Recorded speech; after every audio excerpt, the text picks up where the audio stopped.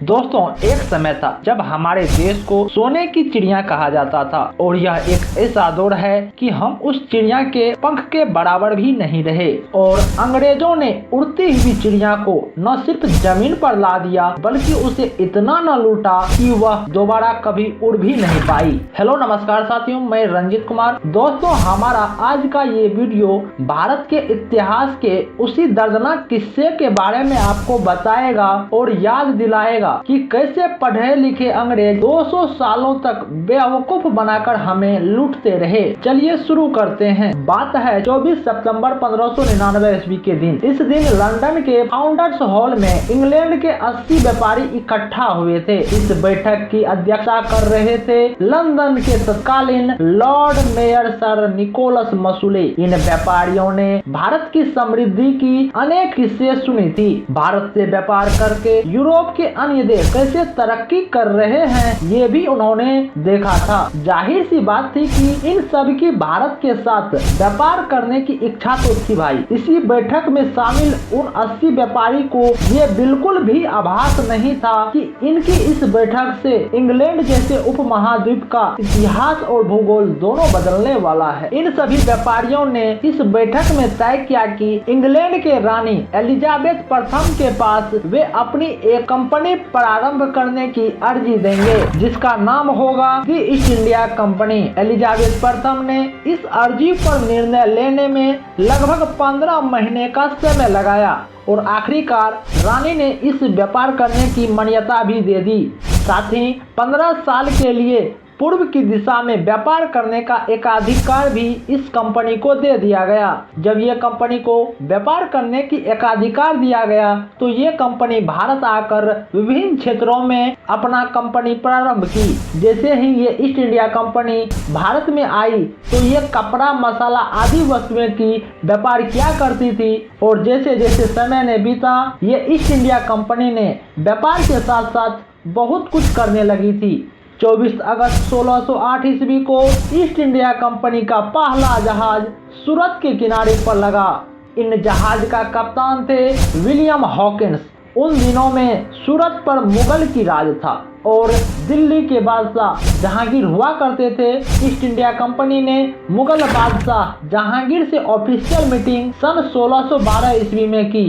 हालांकि इसके पहले सन 1611 में कंपनी ने अपना पहला कारखाना आंध्र प्रदेश के मछलीपट्टनम में खोल चुकी थी। तब अंग्रेजी व्यापारी थॉमस रॉ ने दिल्ली में मुगल बादशाह जहांगीर के सामने एक प्रस्ताव रखा।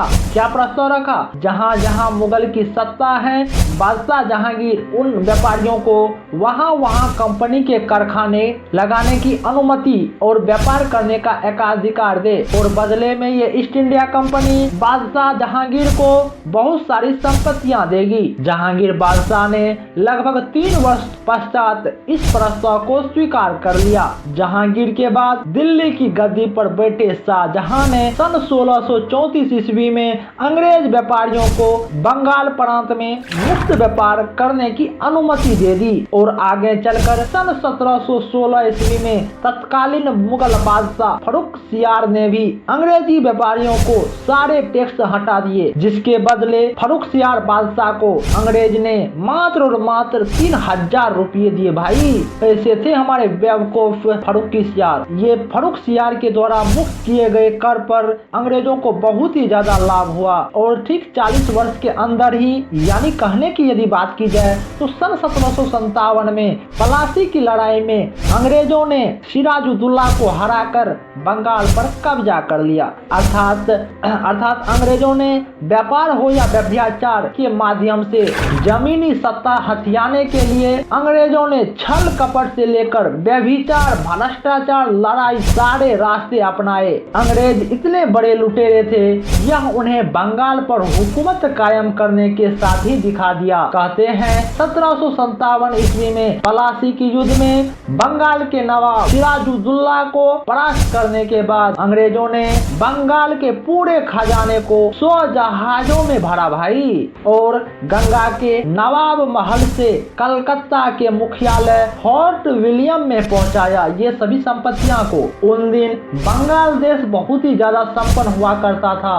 बंगाल का खजाना अत्यंत समृद्ध था भाई। ऐसे भरे खजाने को कहां अंग्रेज छोड़ने को तैयार थे। ऐसे भरे पूरे खजाने का अंग्रेज ने क्या किया? इन खजाने का अधिकतर हिस्सा अंग्रेजों ने इंग्लैंड पहुंचाया और उन्हीं पैसे के एक बड़े हिस्से से इंग्लैंड के वेल्स प्रांत में स्थित पुलिस के किले का रिनोवेशन किया। इस किले का मलिकाना हक बाद में रॉबर्ट क्लाइव के परिवार के पास आया। बंगाल के इस लूट के बाद भी सत्ता में होने के कारण अंग्रेजों ने बंगाल को निचोड़ते रहे, घिचोड़ते रहे और ज्यादा से ज्यादा लूटते रहे। किंतु जैसे ही समय ने बीता, जब बंगाल में भयानक सूखा पड़ा, तब इन अंग्रेजों शासन ने क्या किया? इस सूखे में भाई कुछ भी नहीं किया। बंगाल के लूटते हुए खजाने का एक छोटा सा हिस्सा भी अंग्रेजों ने नहीं छोड़ा भाई। इस महाभयानक सूखे से लगभग 1 करोड़ लोगों की जाने गई, अर्थात बंगाल की 1/3 जनसंख्या मारे गए। लेकिन अंग्रेजी कंपनी ने बंगाल का सारा राजस्व, सारा संपत्ति इंग्लैंड भेजती रही और बंगाल में लोग मरते रहे। ऐसे थे हमारे पापी अंग्रेज। रॉबर्ट क्लाइव ने सारे छल कपट की प्रयोग करते हुए जो बंगाल की सत्ता को अपनाई थी ना भैया, उसके बाद अंग्रेज ने देश के बाकी सभी राज्यों में जाकर भर भर कर लूटा। इस लूट का एक बड़ा सा हिस्सा रॉबर्ट क्लाइव के पास आया। तब रॉबर्ट क्लाइव की पर्सनल प्रॉपर्टी की कीमत आंकी गई तो पता चला कि उसके पास 2,94,000 पाउंड। उस समय रॉबर्ट क्लाइव ने यूरोप का सबसे अमीर आदमी बन गया था भाई। इतना न लूटा था बंगाल को। एक रिपोर्ट के मुताबिक 1947 से 1757 तक अंग्रेजों ने भारत की जो लूट की है वो है 2015 की विदेशी एक्सचेंज के हिसाब से यदि बात की जाए तो 3 लाख करोड़ डॉलर होती है। यदि इसकी तुलना सन 1738 में नादिर शाह की किए गए दिल्ली की लूट के साथ यदि की जाए तो उसकी कीमत 14,300 करोड़ डॉलर भी छोटी लगने लगती है साहब। जब अंग्रेज भारत आए तो अंग्रेज का जीडीपी 200 मिलियन पाउंड से भी कम था, लेकिन भारत छोड़ने के बाद सन 1950 में अंग्रेजों का जीडीपी हो जाता है 200 बिलियन पाउंड के ऊपर। यानी भारत पर राज करके इंग्लैंड ने सिर्फ 250 सालों में अपना जीडीपी को 1000 गुना से भी ज्यादा कर लिया भाई। और भारत की स्थिति क्या थी? सन 1950 में वर्ल्ड ट्रेड के हिसाब से भारत की हिस्सेदारी सिर्फ 3% से भी कम रह गई। अगर अंग्रेजों ने यह हमारा हर्ष नहीं किया होता, शायद हम भी आज अमेरिका, चाइना, रशिया जैसे सुपर पावर देश बनकर उभरे रहते। अंग्रेजों ने हमें भाई खूब लूटा, जी भर कर लूटा, लेकिन दुनिया के सामने वो क्या कहते हैं जानते हो भाई? वो इन बात को कभी एक्सेप्ट ही नहीं करते हैं। उल्टा हमें यह कहते हैं कि भारत की हम भलाई करते रहे।